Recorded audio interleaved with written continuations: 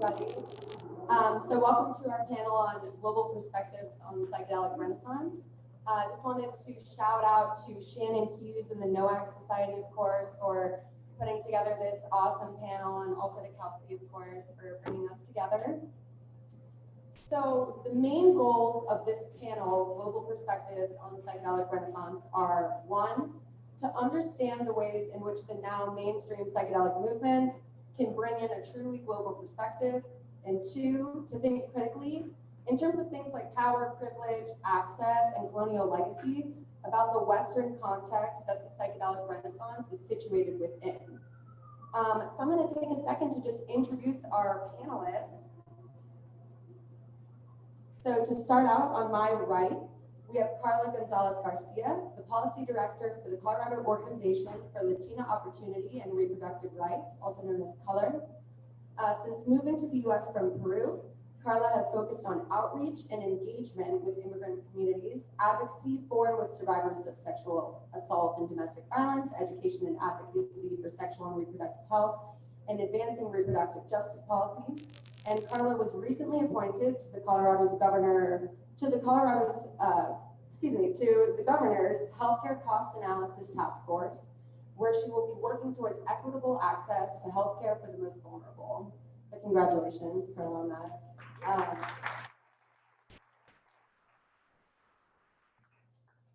Carla earned her MA in Ethnic Studies with Women in Gender Studies in 2016 from Colorado State University, where she developed a strong foundation in research, skills, and knowledge to advance a decolonial, multiracial, transnational, feminist, and human rights-centered framework. And next up down the line, we have Dr. Caroline Kozelman, a cultural anthropologist and senior instructor with the Global Studies Residential Academic Program and the International Affairs Program. She directs the Study Abroad seminar in Bolivia and teaches courses on democracy, drug policy, globalization, sustainability, Latin America, and community engagement. She is a faculty advisor for CU Students for Sensible Drug Policy chapter in the Psychedelic Club, and since 2014, she has organized, together with students and colleagues, an all-day cannabis and psychedelic symposium to promote public education on ancient uses of these medicinal and ceremonial plants and their modern political, economic, and therapeutic relevance. She is also president of the International Board of Directors for the Andean Information Network out of Cochabamba, Bolivia, I hope I pronounced that correctly, which focuses primarily on researching the impacts of drug prohibition policies and innovative nonviolent reforms.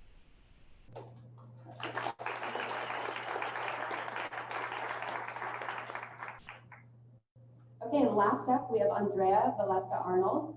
She's from Chile. She's been an activist of natural art alternatives for healing since 2015, when she for the first time discovered psychedelics in the search for help for her family members. She was involved in the Psychedelic Society of Brooklyn and co-launched the Psychedelic Society of Nashville. She volunteered as one of the co-creators of the Decriminalize Denver initiative, not being able to be a sponsor nor collecting signatures because she was not an American citizen at the time. Now she's supporting Latin America's initiatives since the growth of Decriminalize Nature Chile. Andrea works as an integration coach with women in the path of self-empowering and vibrational alignment. And she believes everyone deserves healing. And one of her goals is to help Chileans integrate the trauma of the military coup.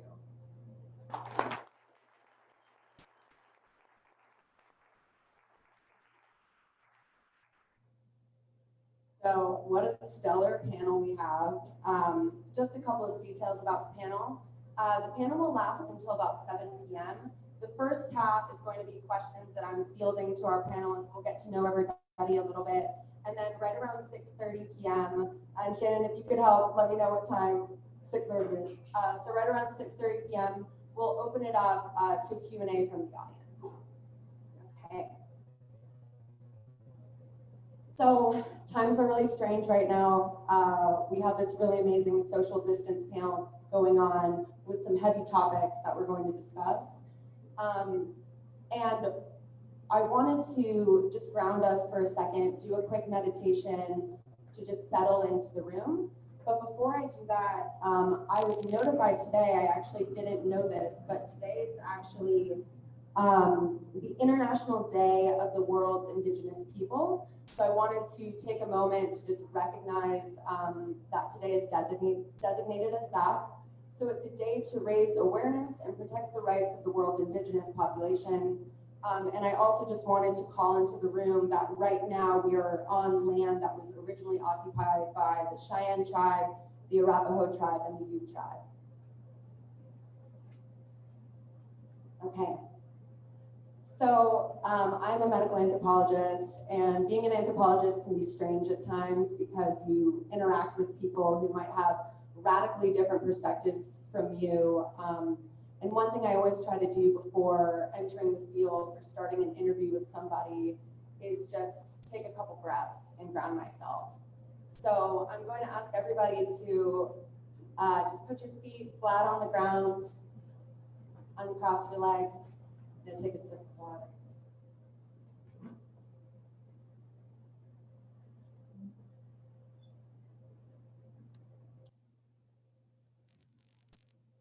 So just go ahead and close your eyes down. Let your lids feel heavy.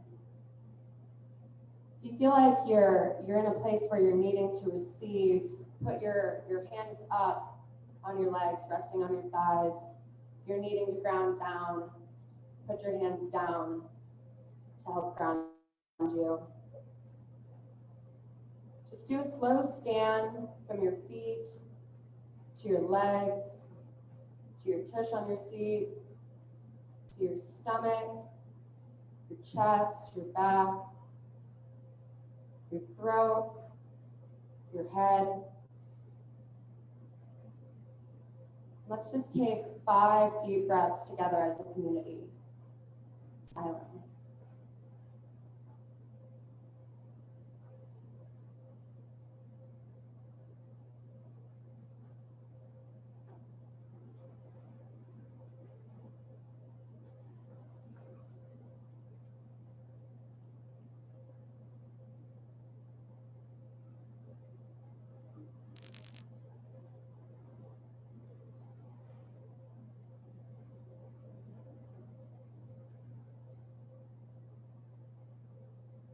When you're ready, just go ahead and come back to the room. Welcome back. Thank you for officially arriving. All right, I think we should just jump right into this. Y'all ready? Okay.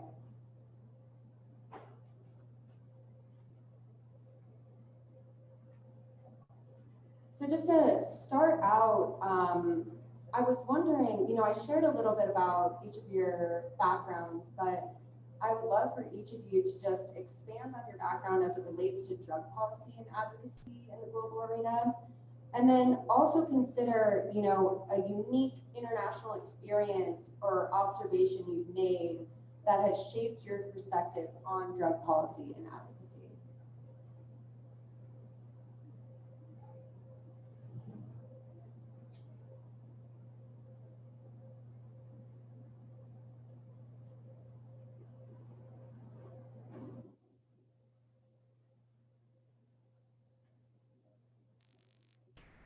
For me, if I put this on, it's good to you all. What about the back? Okay. Thank you for having me here. Before I'm gonna start answering questions, I just want to bring you all here today and let you know that some of the answers I might give could make you feel very uncomfortable, and that's okay. You're all here to make sure that your awareness or that you are working in your awareness. And part of that is also making you feel uncomfortable. So it is my job as an immigrant woman of color working in policy to make white people uncomfortable. So that way we can disrupt systems of oppression and dismantling white supremacy. So let's start with that. So if you're feeling uncomfortable, good. That's a good place. And then you work on that. So I do policy at the state level and policy advocacy at the federal level. I work in the reproductive justice movement that is led by women of color, meaning we integrate reproductive rights and social justice. Within that, because it is big movement and with so many issues, because we work in intersectional framework, and by the way, I'm here as Carla, not representing color. One thing that we do in policymaking, or I do in policymaking, is making sure that women of color stop being criminalized from drug use and abuse. So when we talk about statistics, when we talk, for example, about policies that impact people of color, we are talking about, for example, policies that like radically shape the life and experiences of women that are using drugs, as well as their babies, as their children. As we are in a maternal health crisis, where Black women are dying 4 times more than white women at birth, as well as our children dying more, we have to work also decriminalizing drug use and abuse. Otherwise, women of color trying to be able to be healthy and stay healthy for their families and for themselves are just going to be thrown to jails. And if you have been like one of the speeches that I give, or like the talks that I gave, I talked a lot about drug policy and how it's criminalizing women of color.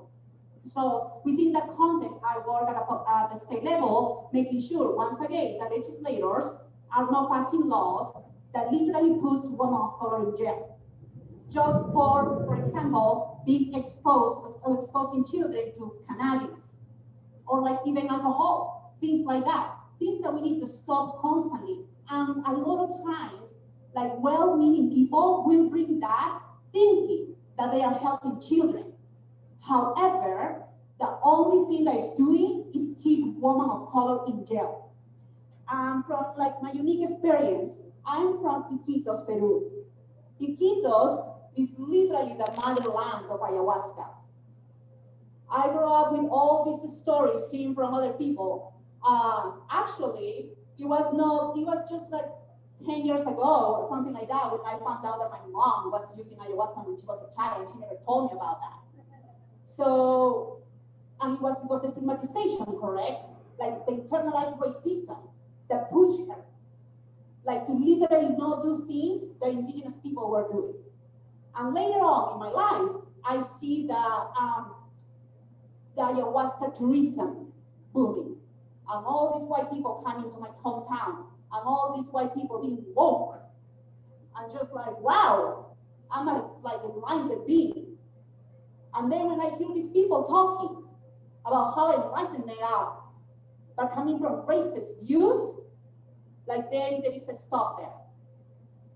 Then I see, oh, you forgot to be awakened, or you forgot to enlighten yourself into racism.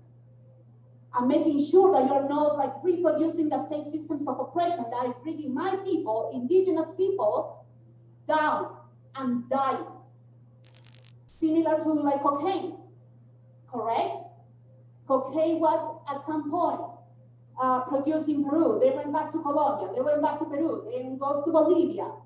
And guess what? My people are the ones that, again, die in higher levels to make sure just so white people have like their recreation.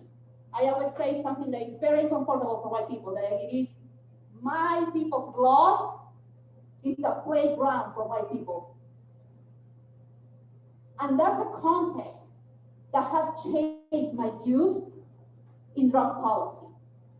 And that's why I fight at the state and the federal level to make sure that we stop criminalizing mothers of color, pregnant people of color, and making sure our children at least have an opportunity to be able with their to be able to be with their families and be able to live healthy and safe lives. So that's what I'm saying.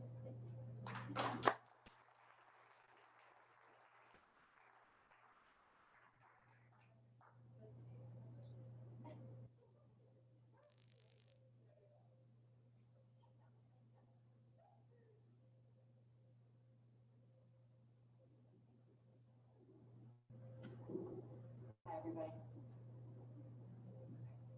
This is such a funny thing. Hi, everybody. So I'm Caroline Kozelman, and I'm just thrilled to be here, especially in the summer, to really be discussing these topics that are really of critical current relevance to a lot of different issues. The topic of psychedelics is really interdisciplinary. There's no one field that has a hold on this topic. You can come at it from any different angle. And that's one of the reasons why I like to teach on this topic. I've taught a course on drug policy from an anthropological perspective, which really just means an ancient, historical, and intercultural perspective.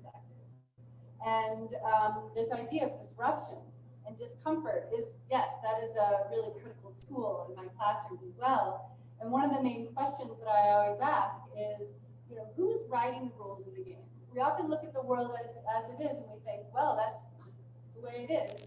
It is what it is, in the words of our president, even recently. You know, but there are what I encourage people, my students, and everyone here, is to really think about, how did we get here? How do we get here? You need a deep historical perspective to really understand who's writing the rules of the game and who is benefiting, profiting often from these rules, who is suffering, who's considered disposable because of the system that we have, and then how does change happen? And so that's where a lot of the different topics that I teach on, like what is the meaning and practice of democracy in different cultural contexts, you know, what is the meaning and practice of sustainability, etc. And so I had the good fortune to travel to Bolivia. I was invited to, with a group in 1997, just as I was applying to graduate school. I'd been a high school biology and geology and math teacher before that. And I just became interested in more social issues. And anthropology was where all my interests intersected. But I had also been working with an international grassroots development organization called Global Volunteers, based out of St. Paul, Minnesota, for many years. And this philosophy of service that I learned there, I brought with me into the field of anthropology. And essentially what that means is that we only go where we're invited to go. We only work under the direction of local people. We don't have our own agenda for what they should do or what development means or what their lives should be like, but really acting as catalysts and serving where we're invited. And so I really, you know, this idea of decolonization is something that we're going to be talking about a lot today in relationship to drug policy. But in this broader and more personal sense, I felt like it was very important to apply those principles to even the conducting of anthropological research, which requires very long-term engagement in the local language. You're building relationships based on trust. And I didn't want to replicate the colonialist style, which anthropology and most other disciplines came out of, which was, well, we are the experts and we're going to, you know, extract knowledge, information from people, and then we take it back with us. We get to add value, manufacture it, turn it into a good that we can sell, and then we get all the benefits. And so I really felt like that original trip as part of an informal advisory board for a rural college then evolved into this, what became my dissertation project. And when I was there, so you were asking like one moment that really inspired us. And I was learning about coca leaf. The region where I was studying is where they've been growing coca leaf, not cacao, not cocoa. You don't make chocolate out of it. Coca leaf has 20 alkaloids. One of them happens to be called cocaine, that has been isolated and then taken on a life of its own. But so this is a region where the peasant communities, the farmer communities, are organized in a really unique system called sindicalismo, or sindicatos, and you know, where they are able to really, from the grassroots up, advance their own agenda and come together democratically. And so as I'm learning about all the different contexts, I was in a meeting with women who were talking about how to be engaged in the local politics. And of course, at any meeting in this area, in Bolivia, coca leaf is legal to chew or use as tea or medicine or ceremony. And so we're chewing coca, and these women were sort of watching me, and at the break, one of them had a tape recorder, and she worked with her local community radio station, which is a very important part of community democracy in Latin America and around the world. And so she said, "Can I interview you?" I said, "Sure." And she said, "So we saw you chewing coca. Do you feel high?" And we all just burst out laughing because, of course, chewing coca leaf does not make you high. It doesn't give you paranoia. It has none of the potentially psychotic effects of snorting a line of the isolated alkaloid that goes directly into your brain. That is part of a very different culture system. And so we got into this whole conversation about the difference between coca leaf and cocaine and US policy and everything. And I said, I'm really interested in looking at the impacts of the US war on drugs and how people are resisting it. And they said, "Yeah, will you please go back to your country and tell people that we coca leaf farmers are not drug traffickers and that coca leaf is not cocaine. It is not a narcotic." And I just took that as my mandate. And so I try to speak about it in forums like this and as much as I can. And I teach about it in all of these different classes. And that's really what got me into this whole topic. And so, for me, psychedelics is part of a much bigger pattern around colonialism and white supremacy, the CIA and big business, et cetera, and then you have people who are considered expendable both in this country and abroad. And so I'm looking forward to getting into a lot of those other topics today.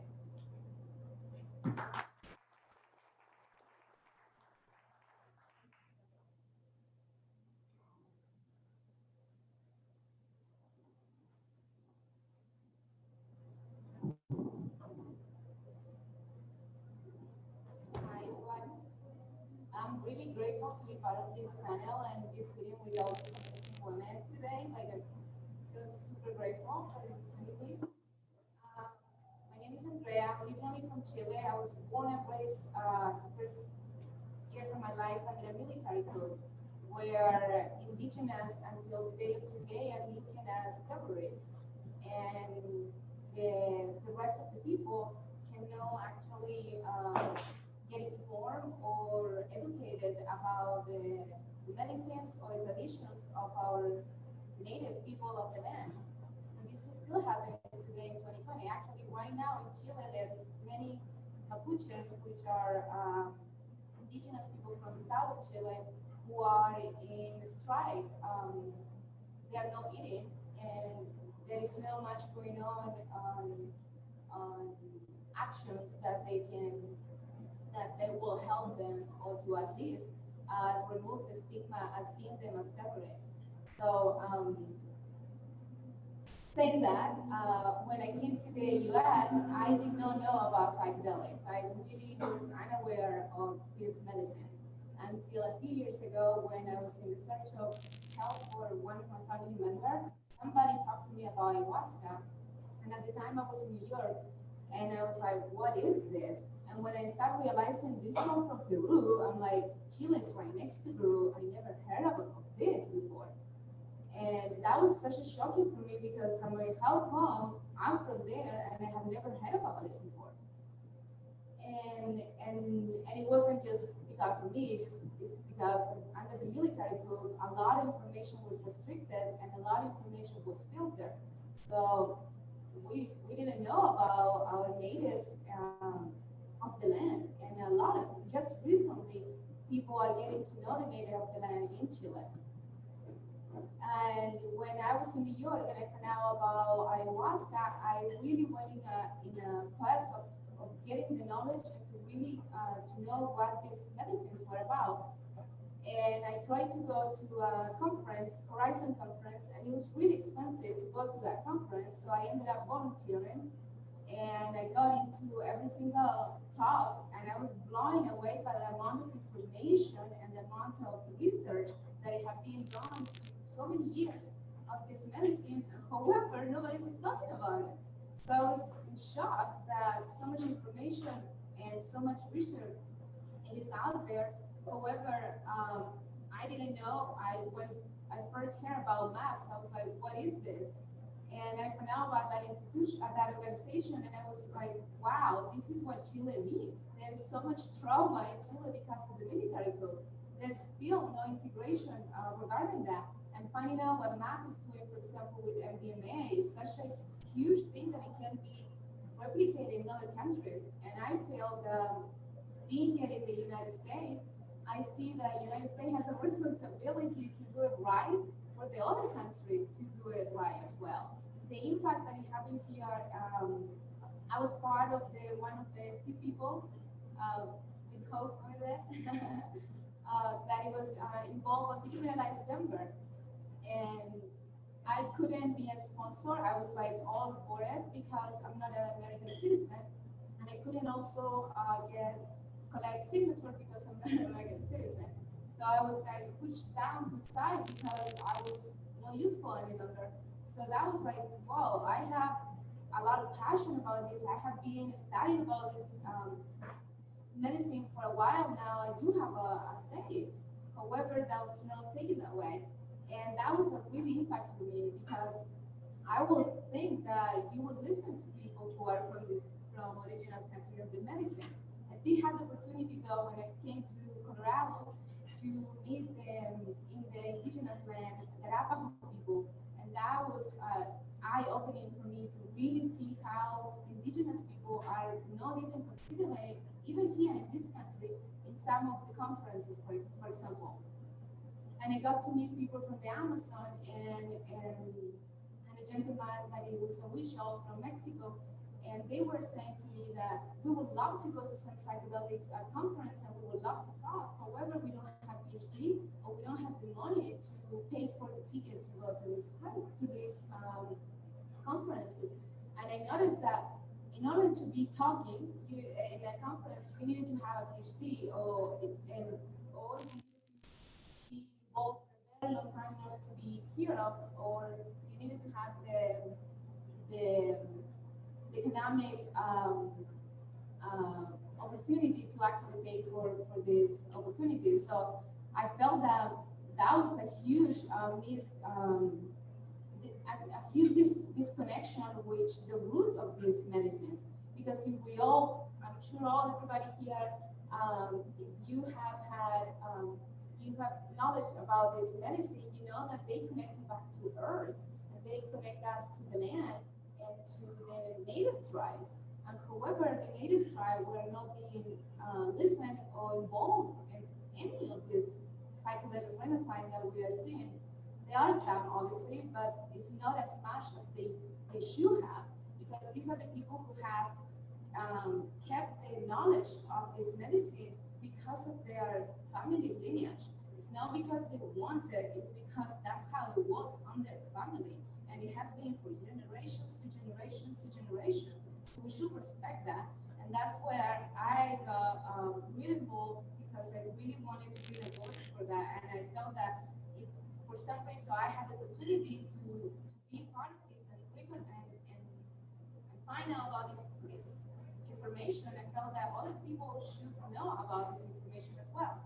And at the same time, in my work that I do with Latino women, I realized that there is so much trauma in Latino women. And if we think of the history of the land, in Latin America, people who have the trauma is because when the colonizer came, many of them raped indigenous women, they had children, and that child became an abuser. And that continue with generations. And if we think of the independence of our countries in Latin America hasn't been that long ago. It's like a few generations back.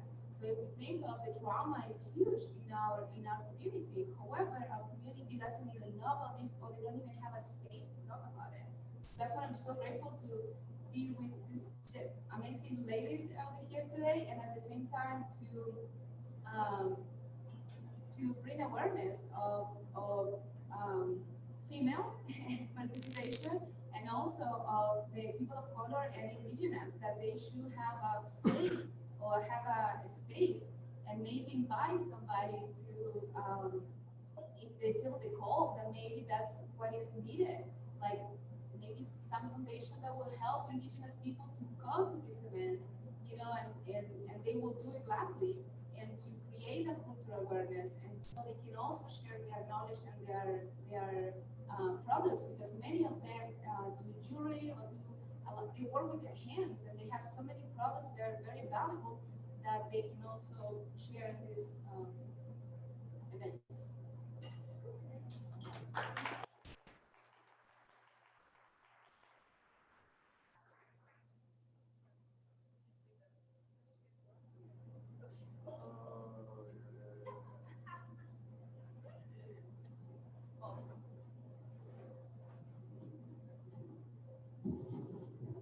Best I can with this mask situation.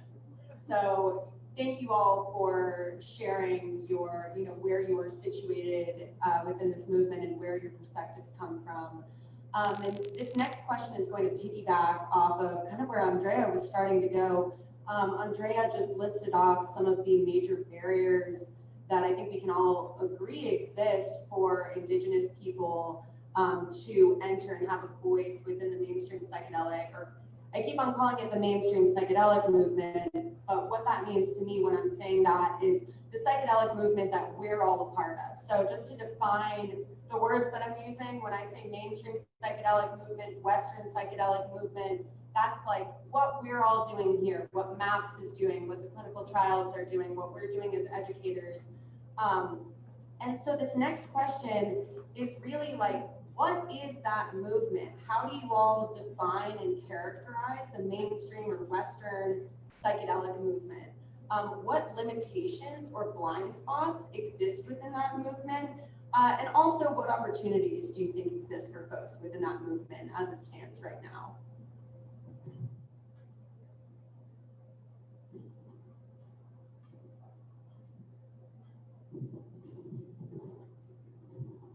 Oh, okay.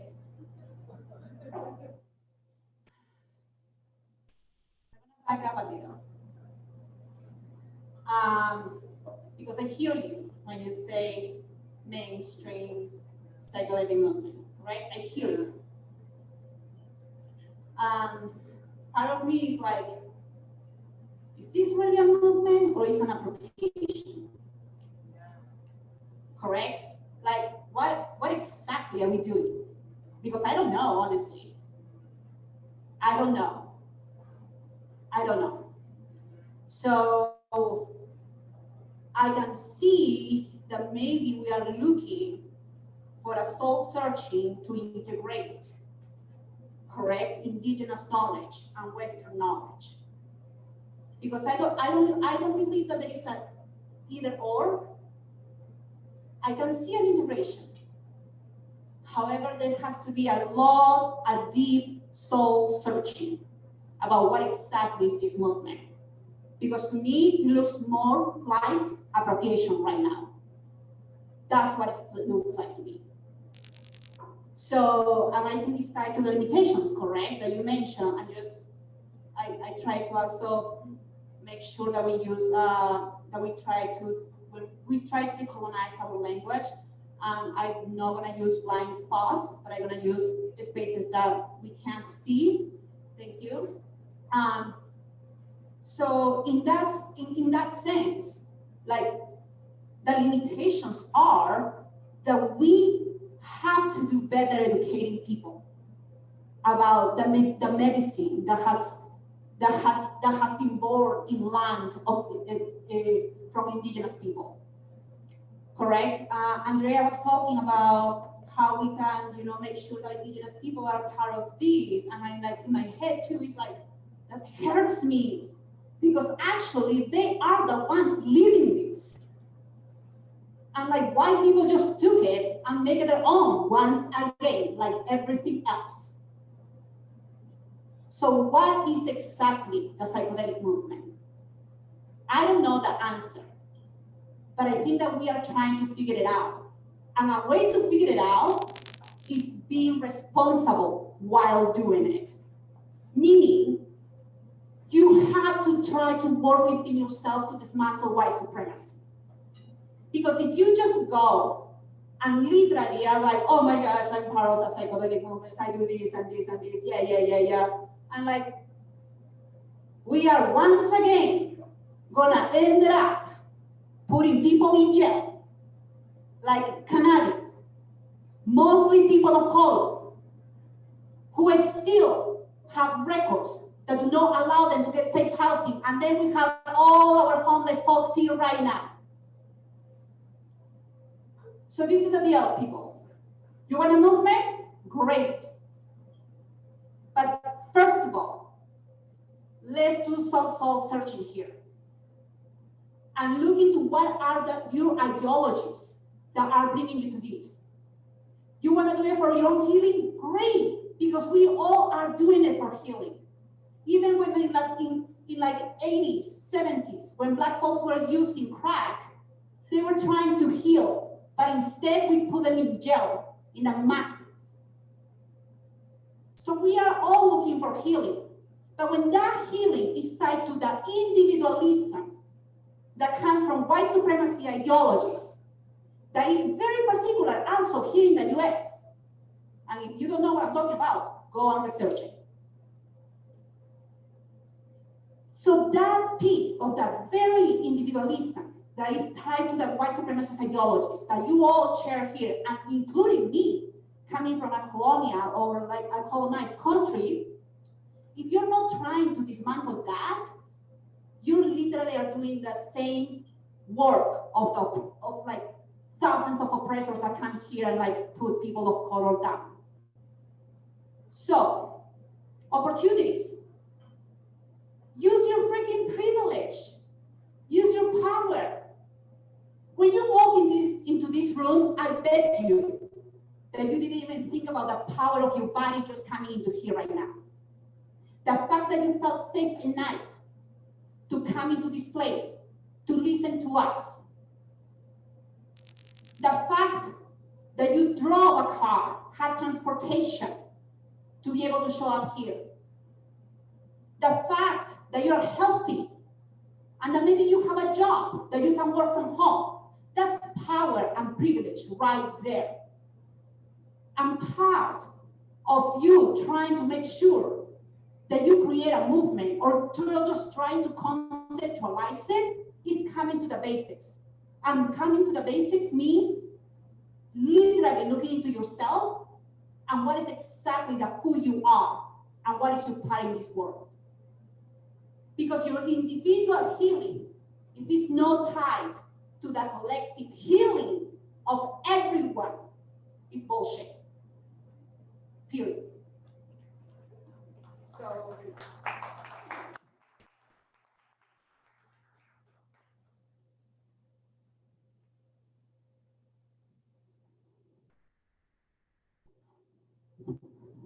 yes, very important.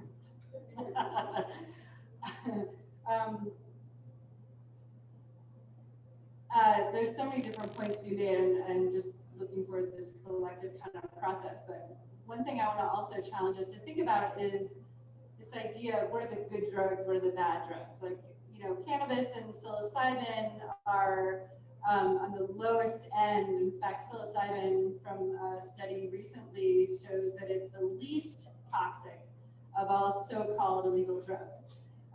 Cannabis is right near there as well. And, you know, I like to start all of my classes when I introduce this topic with young people.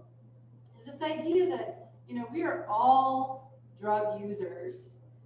We all use all kinds of different drugs. Caffeine is a drug. Sugar is one of the most toxic drugs that we have that permeates our society and our food system. Obviously, nicotine and alcohol are two of the most addictive, harmful drugs that we have. Why are they legal? Why is psilocybin and cannabis, why have they been illegal? So asking ourselves these kind of questions. Andrew Weil is an ethnobotanist, you know, and he likes to say, you know, all drugs are dangerous, but drugs are here to stay. I don't even like that term drug, but it's a good sort of catch-all phrase. But, you know, we have evolved together with these plants, if we're talking about psilocybin, ayahuasca, cannabis, even sources of alcohol. Every culture in the world, except they say maybe the Inuit and near above the Arctic Circle, have some sort of mind-altering substance that they have used. The important thing to think about is the culture that surrounds those substances, that provide the kind of guidance and limitations and context for their use. And so when I look at something like, coca leaf is this ancient plant, goes back about, we think, well, we have evidence back to 8,000 years, which means, around maybe 10,000 years, we like to say, which is about what we say for cannabis as well. That is a long time. And it wasn't until 1860, 59, that a German graduate student figured out how to isolate in the new sort of pharmaceutical industry, the burgeoning efforts there to turn these substances, these plants from around the world into pharmaceuticals that could be sold for profit. And so there's a very different culture around the use of coca leaf as there is around cocaine. So for coca leaf, it symbolizes a shared community. It symbolizes a linkage to an ancient cultural system among the indigenous people of the Andean region. Identity, cultural identity, it also is linked to their sense of power and legitimacy and positions of power, whether you understand what coca leaf is. It's linked to a stable rural economy. It's integrated into semi-subsistence agricultural systems. So it has multiple dimensions that are really important to recognize. Whereas cocaine, if you look at that, it has a very different culture surrounding it, very individualistic, very hedonistic, your pursuit of personal pleasure. And it's very globalized and often for profit and often very disconnected from the original cultural setting. And I think, just building off of what Carla is saying, if we're just sort of like, yay, psilocybin, yay, LSD, ayahuasca, let's go, we're going to use this as our new healing modality, that yes, all of these substances show that they have a much higher success rate for therapeutic applications to treat addiction and trauma and things like that.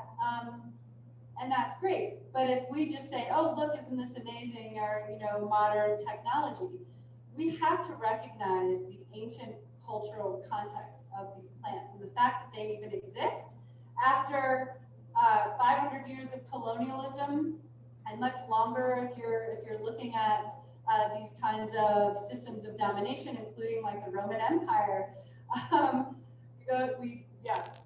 The Roman Empire destroyed a 2,000-year-old culture in Greece, the Eleusinian mysteries, that we're using, we don't really know, but maybe the psychedelic coming from ergot, which is a fungus on rye, and which is where LSD came from.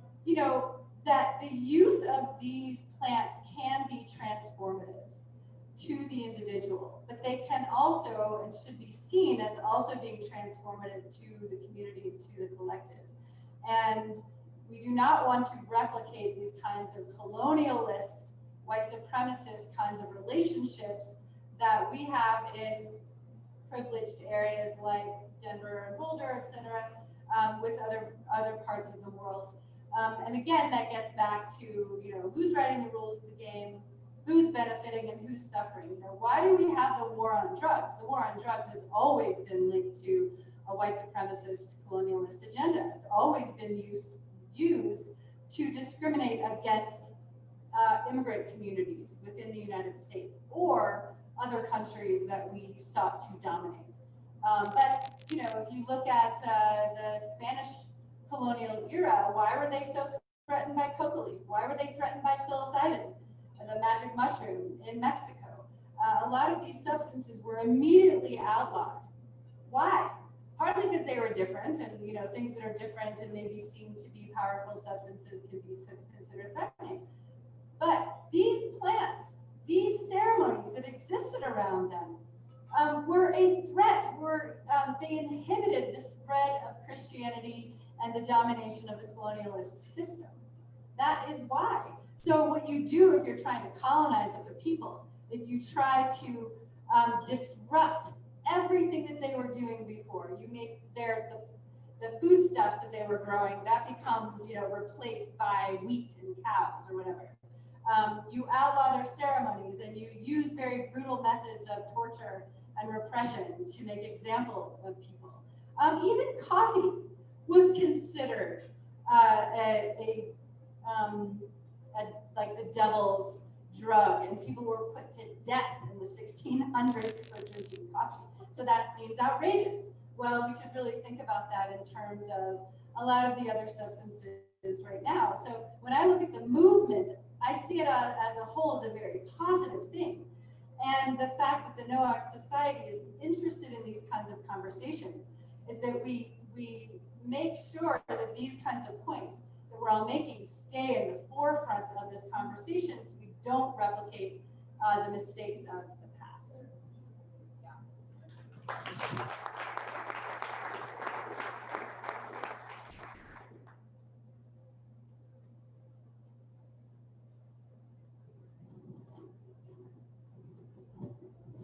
I think I can remember well the question. Speak up. Louder? Okay. Thanks. Okay.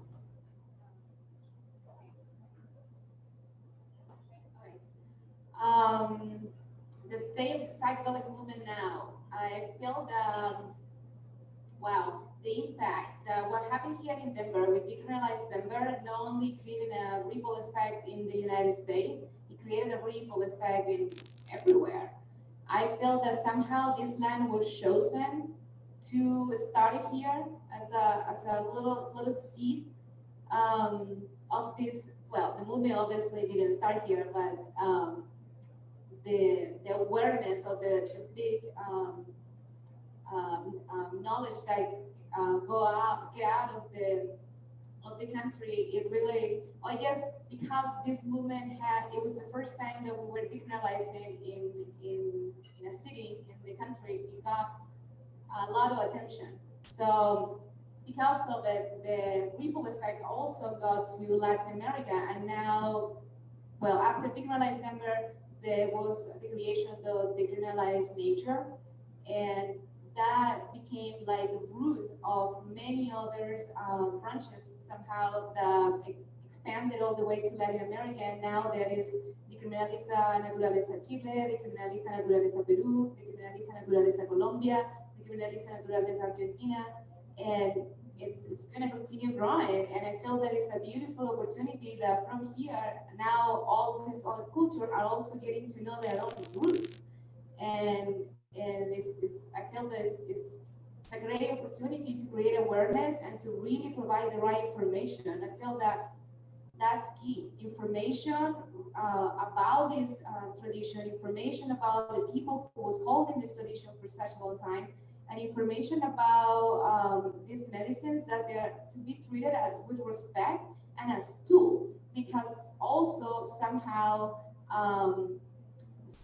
Western culture, it's obviously it's not everyone, but there is some people that will want to find a solution on one pill and fix it all. However, these tools are not that. These tools are an opening to do a deep healing to the roots of the issues that we are all dealing with on a daily basis. And I felt that what is happening right now, it was meant to be. It was at the right timing for what is happening in the world right now. We are experiencing crazy times right now in the world, and somehow we are being called to reconnect to the land, to reconnect to our body, to heal the trauma. Our body carries the emotions. So the more we connect to our roots and to our body and to the land and to Mother Nature, I feel the replication is not only with this movement, but also to the conscious collective and what it's doing as a whole. And the more people get information about this, and the more people know about these tools and how they're used, and the integration part, which is also super important, which comes after the experience. If more and more people know about this, also the impact of the message that this is being sent to the conscious collective is also a big part. So I feel that right now the movement has so many opportunities. There is so much good of this. However, I do feel that the United States has a responsibility of doing it right, so other countries doing it right as well. The war of drugs started here in the US, and it was replicated all throughout Latin America. And here we're talking about coca. What about tobacco? Tobacco is a sacred herb. It is this sacred herb, and somehow it became a huge industry, and it became a drug in a very destructive way for people's lives. So that appropriation somehow of cultures, it has to be done with a lot of not appropriation. There shouldn't be that appropriation, but the awareness should be. The impact of the awareness should be bigger now because of this movement. So it's amazing that this is happening, and how more and more people are being open to talk about these medicines and to see it with a different perspective and to respect them. Because if we're seeing them as drug, we are going to be scared, and we're not going to be able to want to talk about it. But if we see them, how they have been carried on from generation to generation, and with what purpose, which is healing, which we are all looking for, right? As we all came here somehow to the living human experience, to experience the emotions and experiences that somehow open us our soul. And these things help us to understand the purpose of that pain.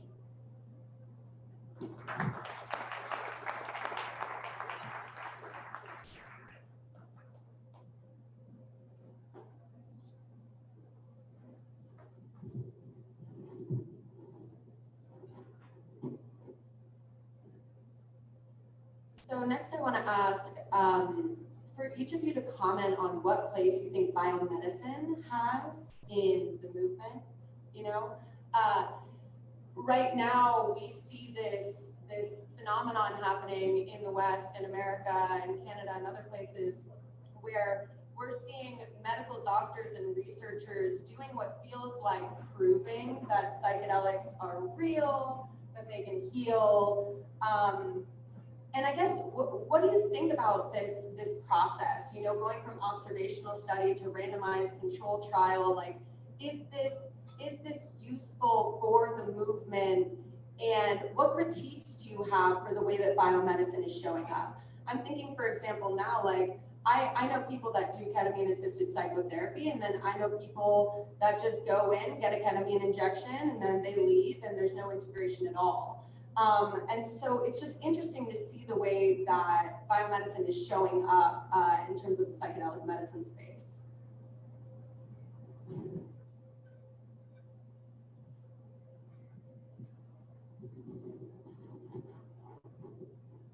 Well, that's a very interesting question right now, correct? I think that once again, I was referring this before when I was talking about integration. The integration of like the Western medicine, you know, with indigenous traditional healing practices, correct? It is neither or, at least for me, because I'm trying to, like, before I probably was like, hell no, no that at all. Let's go back to the indigenous practices. However, being more realistic speaking, we can find that middle ground. I think that there is an opportunity. I want to be hopeful. I believe in humanity. Otherwise, I wouldn't be doing the work that I do.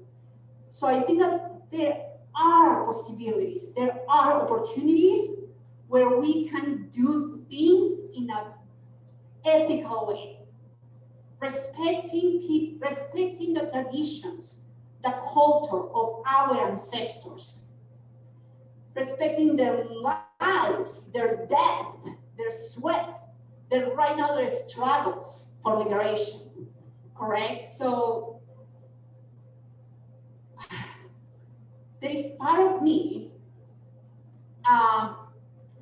the reason that I have hopes is because I see doctors, I see psychiatrists that are trying really hard to truly understand like the deep connections of indigenous practices and indigenous roots into all this medicine, and trying to follow that those traditions, trying to like truly immerse themselves into the collective space of consciousness. Because once again, individualism is part of white supremacy ideologies, and we all right now share that. So how we dismantle that, correct? So when I see like folks,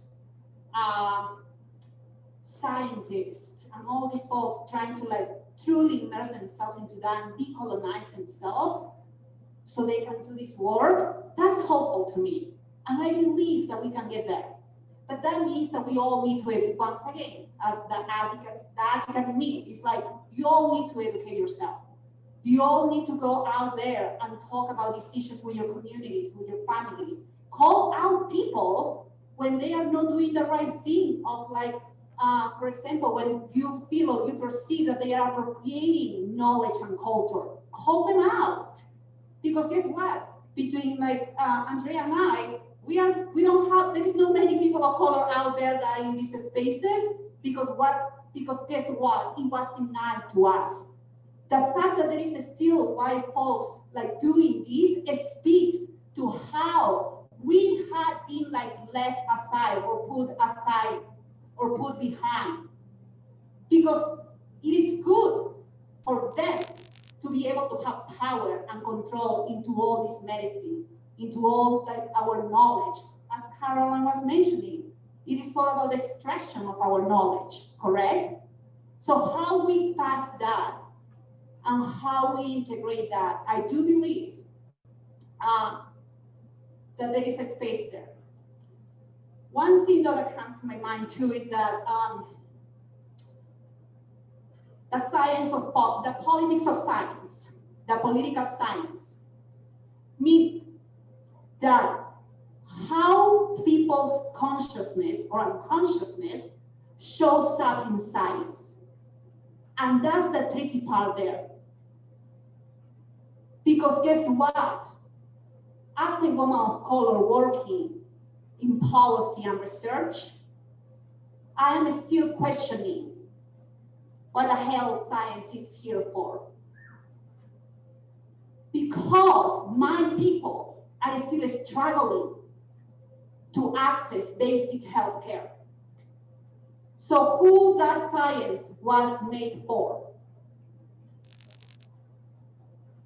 And that's the piece that we all have a role in, to be able to truly like disrupt those spaces and to be able to integrate the knowledge and to be able to give the microphone to those that have been living this path for generations and generations. Something that comes to my mind when you mention proving, because science is about proving, correct? And in my head comes methodologies of science. Because guess what? Indigenous people, our ancestors, had their own methodologies. But if it wasn't a white man proving that, it was not valuable or it was not real. It was not too many years ago when white researchers, quote unquote, proved the historical trauma exists.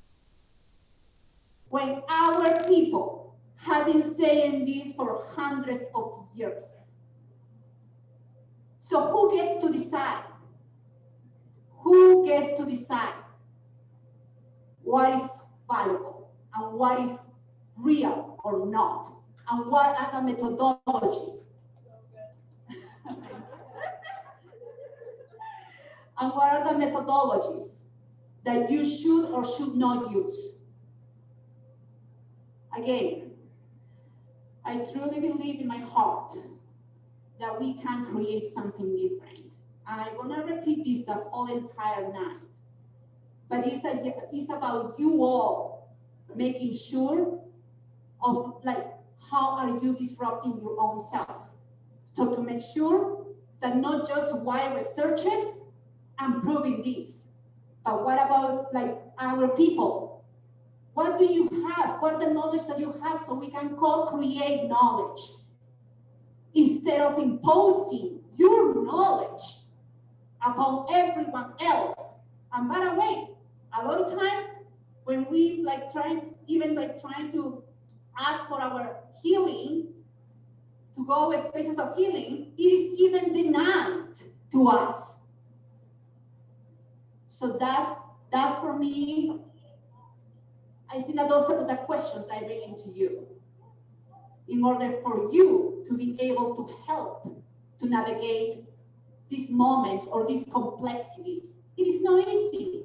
For fucking God's sakes, if it would be easy, like everything would be like so much different right now.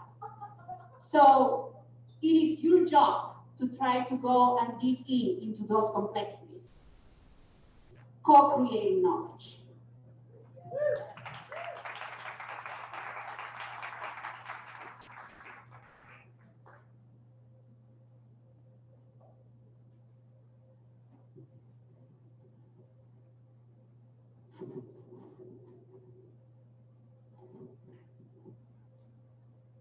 So I want you to think about so Gabor Mate is a brilliant scientist who is from Hungary. He lived through the Nazi occupation, was deeply traumatized as a child, and it came out in different kind of addictive behaviors. And he's really been one of the leaders in helping us think about what is addiction. That addiction is not some inherent criminality in the individual, but or even a disease. I think more and more we need to move beyond this disease paradigm and thinking about addiction. You know, it's really rooted in trauma, and there are all kinds of different ways of experiencing trauma, and sometimes they're very individualized and sometimes they're collective. Like what you guys are talking about, you know, the trauma of colonialism, the trauma of exploitation, the trauma of being Black in this country right now, or Native American. You know, there are lots of different ways of experiencing trauma. And I think what's interesting about the psychedelic, maybe renaissance, we could call it, is that the potential, these psychedelics have the potential in a way that we don't see with pharmaceutical drugs, in actually not just masking trauma, but really healing, curing the trauma, the PTSD that people experience. And you know, that's what we're seeing with a lot of these different trials and these different substances. And so I think that's one thing that we have to think about. Just what is addiction? Where does it come from? You know, these kind, you know, what is psychedelic? What does that mean? You know, it's mind manifesting. There's another word that I think is a really powerful word. It's called entheogen. You guys know what entheogen means? You guys probably do. God within. So a lot of these plants, like peyote, ayahuasca, they're considered entheogens. Well, that is because in their original cultural context, they were seen as divine, literally divine, and meaning that they have a power of their own. They are beings of their own. We often, you know, that's part of just decolonizing our mind and our systems is, you know, getting off our high horse, literally, that we are not the pinnacle, the apex of, you know, human evolution and evolution on this planet, that somehow the whole world is, you know, just waiting for us to show up and manage everything. You know, that these other beings are, in many ways, are superiors as well. They've been around for a lot longer than we have, millions of years longer. So yes, we have evolved together with them, but they are our teachers. They are our teachers. They're not our tools, right, that we just get to deploy. And I think in breaking down this war on drugs, the prohibition paradigm, we really have to look at, who has benefited from the war on drugs.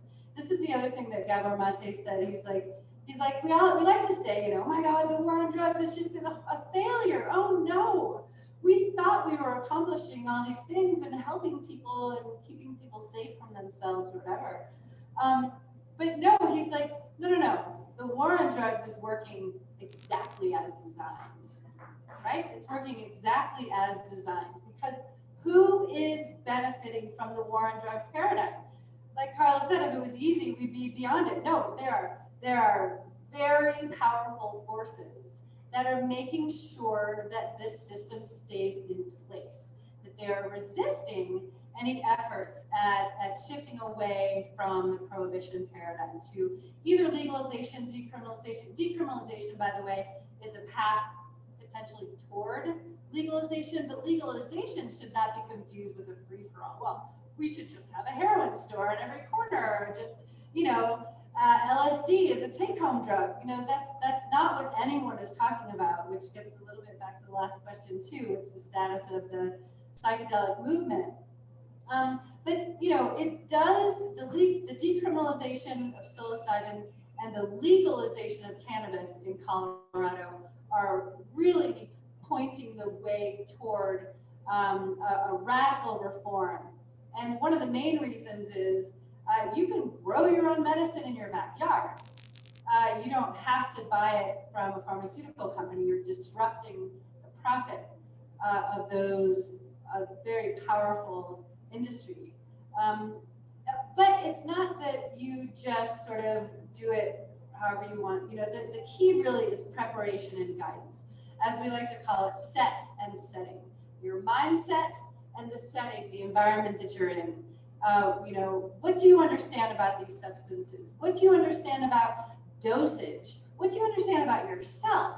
Are you coming from a position of trauma and something that you're really wrestling with? Are you in a dangerous place? Are you with people you trust or not?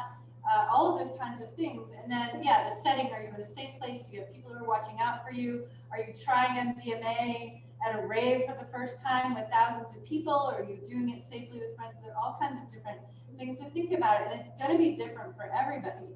And so, like the clinical trials, I think, are really important, but ultimately, a psychedelic experience is intensely personal.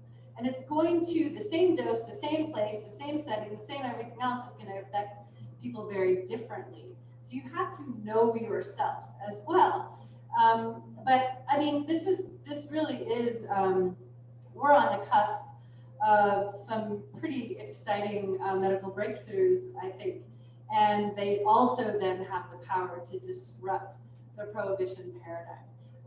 But we have to make sure that everyone, there's equal access, that all the things that we've been saying about honoring the indigenous peoples, making sure that shamans and other herbalists and experts from around the world who've been using these plants, passed down for thousands of years, need to be part of this conversation. The Drug Policy Alliance, if you're interested, organizes the biannual International Drug Policy Reform Conference in different places every other year, and they do and have gotten better at bringing people in from different areas of the world and providing scholarships and stuff, so there can be conversation between all these different stakeholders.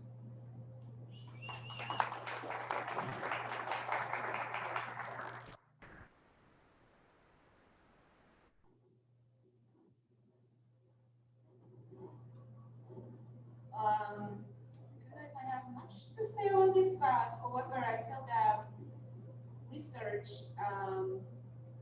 should be open for all people, and somehow for so many years all of this research have been only focusing on one target of people. And however, how we were speaking earlier that so many people with trauma come from communities with their minorities community, and they don't even get access to know about research or to even to apply for research because the I lost the thought. But yes, the grants, for example, or the specification of how this money is being used, perhaps is not being open for minorities. And I feel that also with what is happening with the land and where the medicines grow, for example, with iboga or with peyote, where so many people get interested on it that there is a shortage, that the people who live, for example, in Mexico or in Africa, in Gabon, they don't want others to come and take their medicine because they have been using it for such a long time, and now they don't have access to it because there is so many people that are interested on it. So at the same time, it's amazing that we have so many research, it's amazing that we have so much information, but at the same time, what are we doing with it? And what people are, how are they integrating the message of this medicine too? Because I know many people who have trauma, who have addiction in their family, and they're desperate for help, and they will want to find this medicine at all costs. However, they don't have knowledge about setting or integration, and they can end up harming themselves. So it's like information is so important. These research are important. I think that they're supposed to be open to all people, all color, female and males, and that opportunity to combine science and magic or nature, I think is important in this time. I felt that we can find a middle ground. I do believe we should respect indigenous tradition, but at the same time, I don't think it's the only way to do it, because I do feel that right now what is happening in the world, this medicine are out for everybody to see for a reason. I felt that somehow for such a long time, indigenous people kept this medicine, but now they're out for a reason. So if we have, for example, for Iboga, there are centers in Mexico, they're super expensive. The medicine is there to treat addiction, but it's only privileged people that can go to this treatment. And then they have to stay for like 6 months of integration, which is another cost. So it's amazing that we have all of this information, but who is benefiting, who's getting the benefits from it, and why there is such a high cost for people to get to these t-shirts. Yes.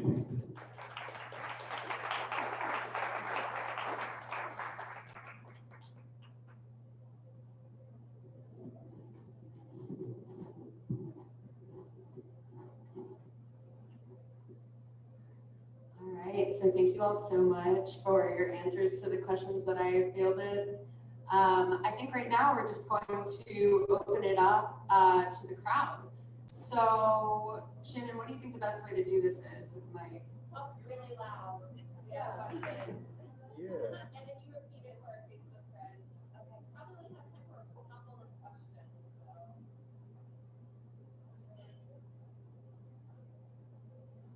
So, I can talk loud.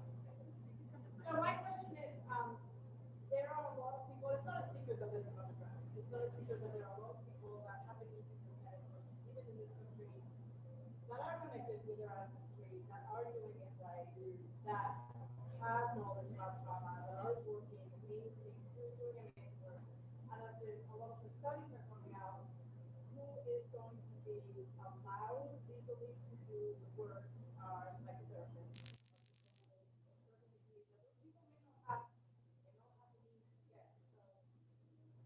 I've asked this at a couple of psychedelic conferences and I haven't gotten a good answer. What is the place for those people as this movement goes to the legalization of therapeutic uses of psychedelics? Thank you so much, Anna, for that question. I'm going to do my best to repeat that for the folks on Facebook. She was asking that, saying that it's, you know, it's well known that there is an underground here, and there are people who are connected to their heritage, who are trained in healing techniques, trained in integration. And as we're moving forward, I'm paraphrasing this, but as we're moving forward, you know, with this biomedical lens, where only a certain sect of our society is going to have access to providing these medications, like psychotherapists, counselors, doctors, psychologists, where does that leave folks in the underground who are really trying to do it well?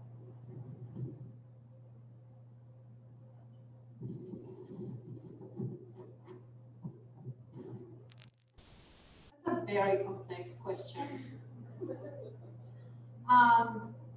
Honestly, my answer is going to be tied to the work that I do. Okay.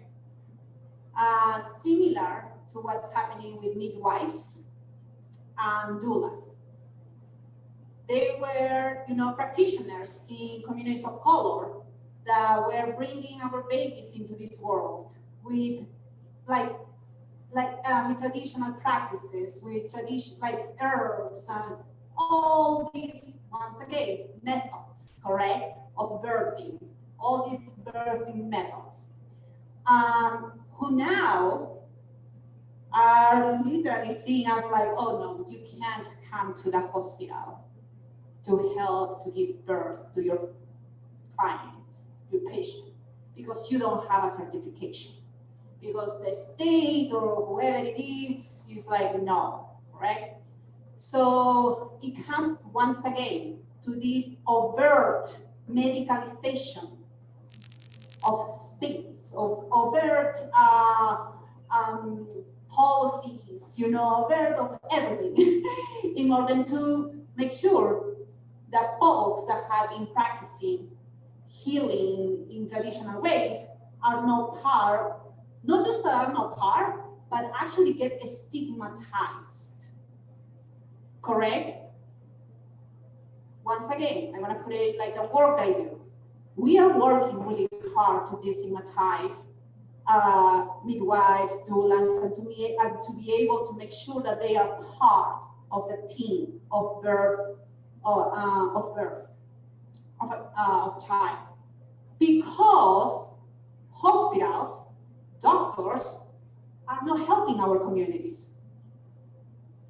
The fact that women of color have a greater chances of dying at birth, with all this technology, with all these big, huge hospitals, and still Black women die, once again, 4 times more than white women, with all of these greatest things of the science has put it there.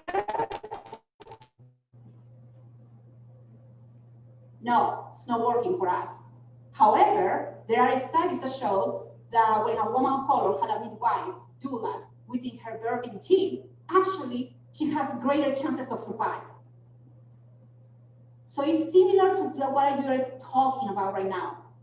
So how we are, correct, how we are destigmatizing traditional healers, indigenous healing practices, shamans from other countries, you know, like that have all this vast amount of knowledge that no one has, even like the most like person that has read so many books, correct? Because it's a way of feeling too, that you don't get until you are immersed into that and you become one with the land.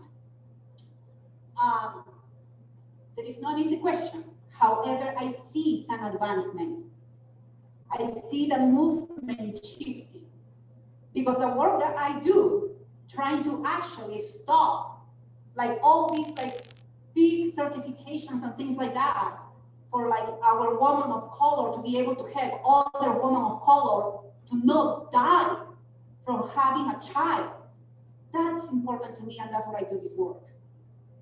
So it's similar to that, correct? So who are the folks that can help that doesn't get lost?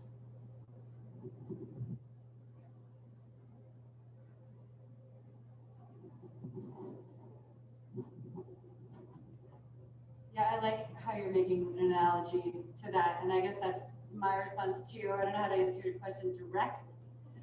But what we can learn from the legalization of cannabis is really, you know, as an anthropologist, thinking holistically, thinking about how many different dimensions there are to any one particular topic. And so if we just, for example, focus on decriminalizing or legalizing different substances so that they can become available for therapeutic, medicinal, medical applications, you know, and we forget about all the people rotting in prison who, you know, have been incarcerated for doing what's now legal, and we forget to include those kinds of things into our reforms, you know, we're really not doing our due diligence. And, you know, so, you know, political pressure, of course, is so important, but also there are different ways that you can use that kind of influence. I'm thinking about this ancient medicine man that I knew in Bolivia, and he had all the knowledge of the forest, and he gave a little talk to some of the nursing students one time at this rural college, and he brought in these bags and bags of plants, and he laid them out on the table, and he was speaking in Aymara, and his son was translating for him into Spanish, and the nursing students were just madly scribbling notes. He had this incredible knowledge that he wasn't allowed to teach at the college, even though it was a rural college serving indigenous young people who wanted to go into nursing or agriculture, because the curriculum was controlled by the Catholic University. And so even things like that, you know, you can put pressure on your institutions that you're involved in to make sure people have a voice. And, you know, ultimately we're going to need to move towards thinking, you know, using these drugs, these substances as a means of control, like the CIA, right? I mean, I just wanted to follow up, like all the people that are benefiting from the prohibition paradigm, the CIA, intelligence, covert ops, the military industrial complex, even down to the border wall, private prison industry, things like that. Putting pressure on all of those different nodes as well to shift that paradigm to where drugs can be a means of liberation as instead of control. You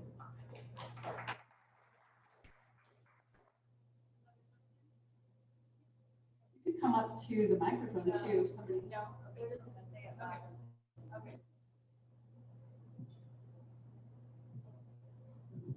I'm not a panelist, but I just want to add something to that. I think it's really important for those of us who are in the above ground psychedelic world to, especially those of us who are white bodied, I think it's really important for us to stand up for our friends and our healers that are in the underground. I think it's imperative that we actually use our privilege to protect those people. I think it's really difficult to imagine what a paradigm would look like where community healers exist. But I think that's part of our work too, is reimagining like what that paradigm could look like. I mean, you know, you don't want healers just running amok. We've all heard about sexual abuse in the underground. We don't want those types of things happening, but what would like a community accountability board look like? Those are questions that I think we should also be asking. So I just wanted to add that. I think I appreciate the underground, and we owe a lot to the underground. This psychedelic movement does.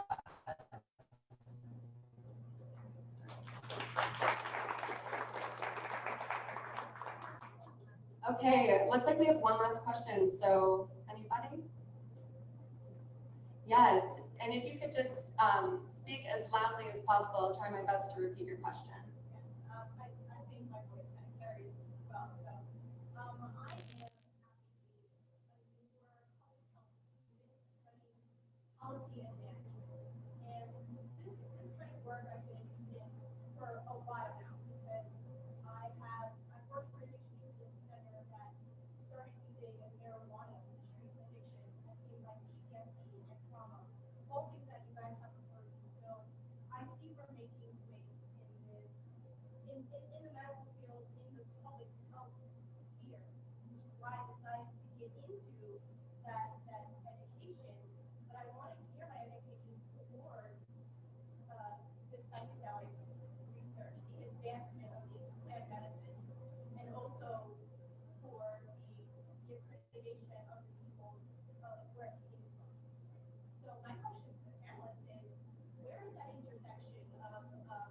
public health and this industry, and where can a young professional like me and the graphic master coming up in, where can I do the work? Okay, I think I've heard bits and pieces of that, and please just correct me if I missed anything. So we have a young public health master's student in the crowd. She's seeing a lot of advancement in this field, and you're wondering, where should you go as someone interested in public health, but also in the world of psychedelics? Is there anything that I'm missing there? No, that's a great summary. Great, thank you for your question.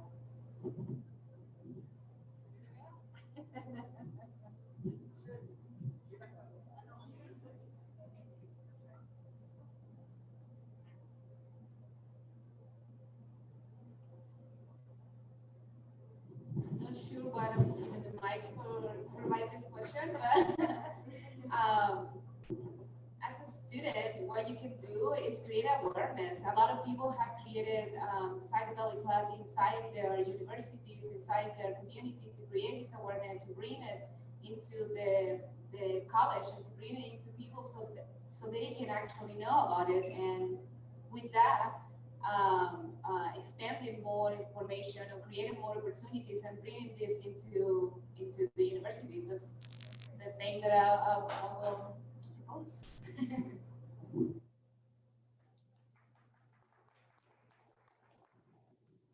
Good answer. Yeah, I mean, it's crazy that Western medicine doesn't include these kinds of modalities. So yeah, asking for a course, seeking out local experts you could bring in as guest speakers, and helping to create the new accreditations that we're going to need.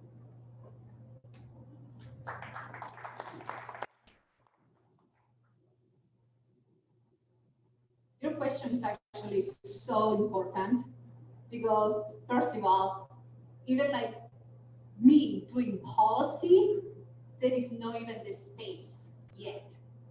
So as we collectively meet and create these opportunities, of awareness and co-creation of knowledge, that's where we are start paving that path to, correct? But most importantly, once again, just because working in the policy sphere, let's make sure that we don't put more bureaucracy and that we are not feeding into the systems that actually are not helping the people that we are supposed to help. Because that space is still a white supremacist space. So how can we create systems outside of the system so we can make sure that healing and all these beautiful things that we experience within ourselves and our communities are going to keep expanding. So one day, everyone has access to all these things. And it's not going to happen like the healthcare system, where I'm still fighting for my people to have access to basic healthcare system.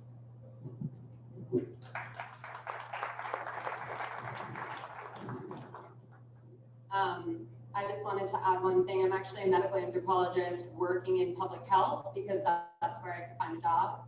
I work at an injury program, and unfortunately I have to work within the system to make money to eat, and that's kind of where I'm at.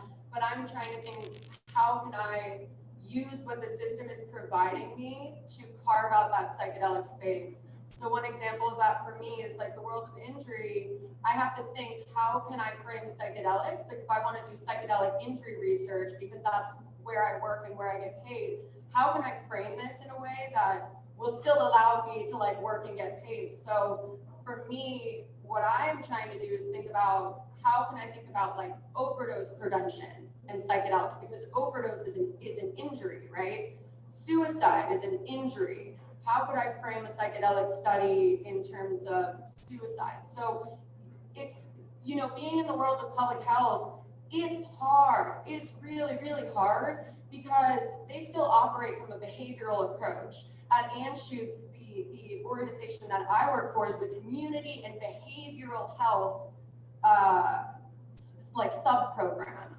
And behavioral health, the connotation associated with that is that the reason why your problems are there, the reason why you're an addict is because there's something wrong with your behaviors. We know that that's not how things are, but that's what the old paradigm is. And so I also think, Carla, I love your energy so much, we need to burn it down. Also, I think like there are ways to work within the system in a way that's extremely creative and kind of forming that middle ground that I think we sort of started establishing here, you know, that recognizes indigenous knowledge, that recognizes our need to decolonize ourselves, to decolonize science, to decolonize the way that we conceptualize science. So, you know, this is kind of like a non-answer to your question, but what I'm saying is just be creative, because it's not what you're looking for. I don't really think is there, but you can build it. And there are people who want to build that too. And you'll find them once you start looking.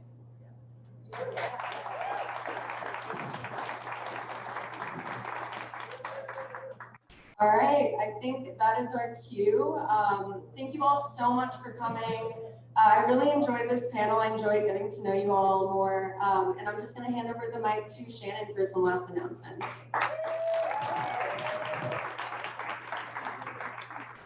I just want to thank you all again. That was such an incredible conversation. I am so grateful for each and every one of you up here and having this dialogue with us, with all of us, and on Facebook. So thank you for being a part of this.